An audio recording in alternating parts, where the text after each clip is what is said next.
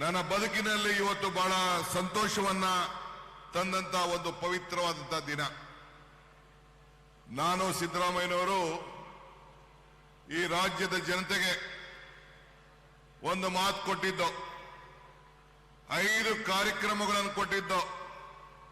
5 ಕಾರ್ಯಕ್ರಮಗಳನ್ನ 5 ಗ್ಯಾರಂಟಿಗಳಾಗಿ ಪರಿವರ್ತನೆಯನ್ನ ಮಾಡಿದ್ದು.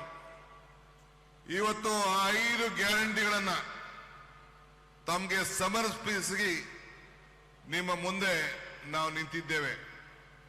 ಪುರಂದರದಾಸರು ಒಂದ್ ಕಡೆ ಒಂದು ಮಾತು ಹೇಳ್ತಾರೆ, ಇದು ಭಾಗ್ಯ ಇದು ಭಾಗ್ಯ ಇದು ಭಾಗ್ಯವಯ್ಯ, ಪದುಮನಾಭನ ಪಾದ ಭಜನೆ ಪರಮ ಸುಖವಯ್ಯ ಅಂತೇಳಿ.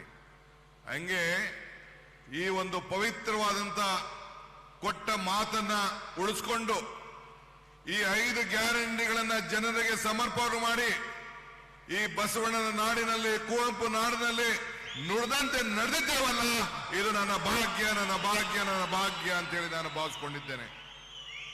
ನಮ್ಮ ಗ್ಯಾರಂಟಿ ಯೋಜನೆ ಇದು ಈ ನಿಮ್ಮೆಲ್ಲರ ಬದುಕಿನಲ್ಲಿ ಬದಲಾವಣೆಯನ್ನ ಮಾಡಂತ ಯೋಜನೆ.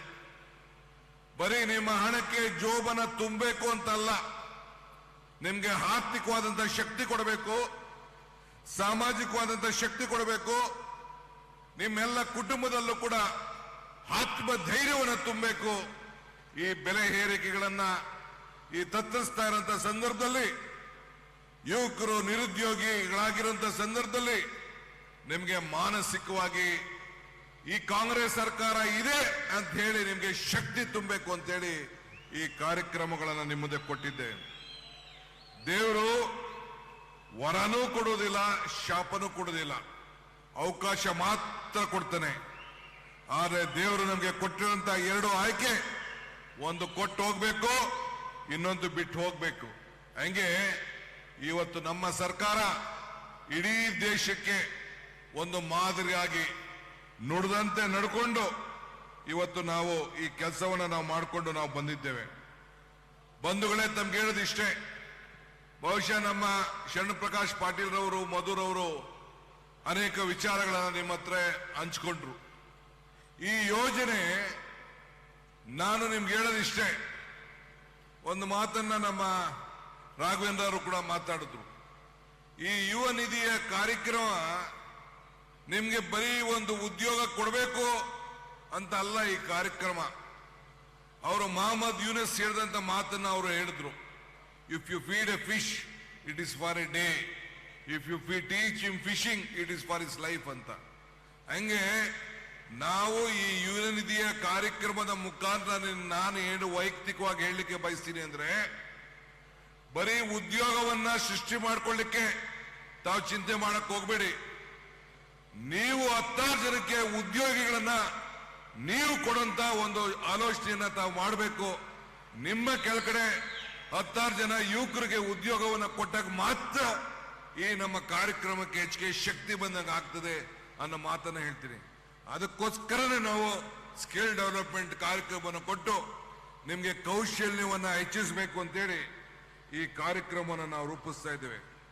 ಸುಮಾರು 5 ಲಕ್ಷಕ್ಕೂ ಹೆಚ್ಚು ಜನ ಇವತ್ತು ಪದವೀಧರರು ಇದ್ದಾರೆ, ಡಿಪ್ಲೊಮಾದಾರರು ಬಹಳ ಜನ ಇದ್ದಾರೆ. ಈಗ ರಿಜಿಸ್ಟ್ರೇಷನ್ 26ನೇ ತಾರೀಕಿಂದ ಪ್ರಾರಂಭ ಆಗಿದೆ. ಇವತ್ತು ನಿಮ್ಮ ಅಡಗಂಟಿದು ಪ್ರಾರಂಭ ಮಾಡಬೇಕು, ದೂರದೃಷ್ಟಿಯ ಆಲೋಚನೆಯನ್ನು ಮಾಡಬೇಕು. ಆಗ ಮಾತ್ರ ಈ ಸಂದರ್ಭದಲ್ಲಿ ನಿಮ್ಮ ಬದುಕಿನಲ್ಲಿ ಬದಲಾವಣೆ ಆಗ್ತದೆ. ಈಗ ನಾವು ಗೃಹ ಜ್ಯೋತಿ 1.5 ಕೋಟಿ ಜನರ ಮನೆ ಬೆಳಕನ್ನ ಬೆಳಗ್ತಾ ಇದ್ದೀವಿ. 200 ಯೂನಿಟ್ ವರೆಗೂ ಸುಮಾರು 1,500 ರೂಪಾಯಿ ಆಗ್ತದೆ.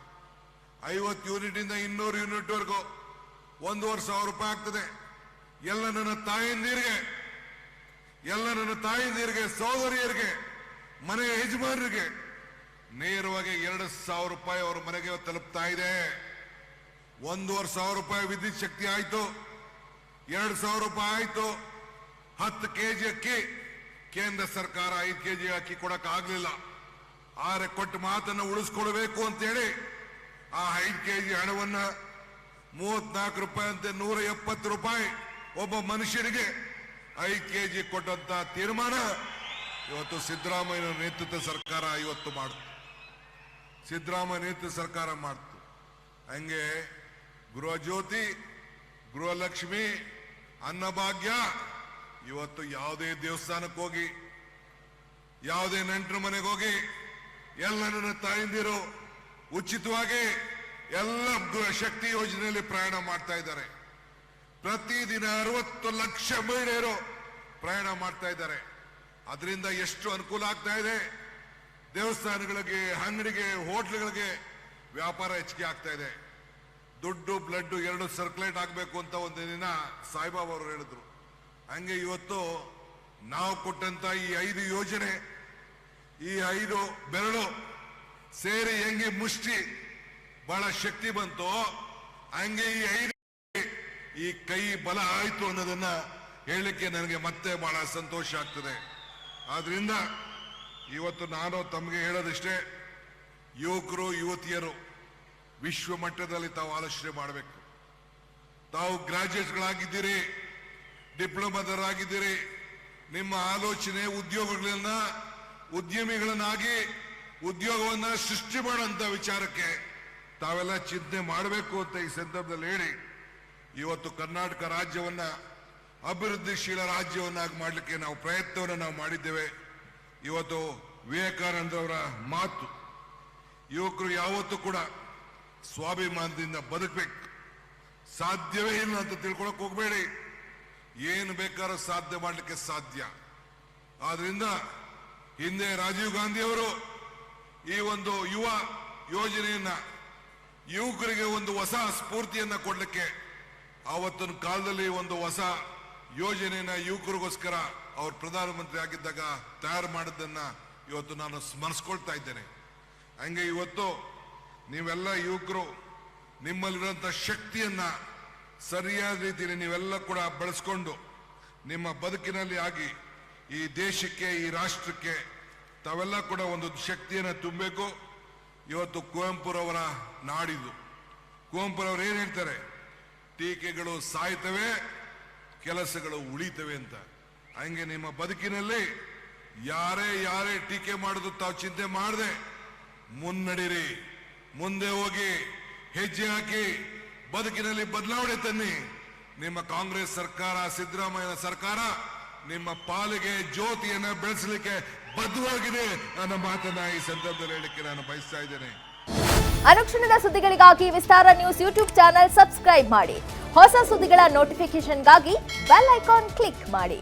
ಲೇಟೆಸ್ಟ್ ಅಪ್ಡೇಟ್ಸ್ಗಾಗಿ www.vistaranews.com ವೆಬ್ಸೈಟ್ಗೆ ವಿಸಿಟ್ ಮಾಡಿ. ಅಂಗೈಯಲ್ಲೇ ಜಗತ್ತಿನ ಸುದ್ದಿ ತಿಳಿಯಲು ವಿಸ್ತಾರ ನ್ಯೂಸ್ ಕನ್ನಡ ಆಪ್ ಡೌನ್ಲೋಡ್ ಮಾಡಿ.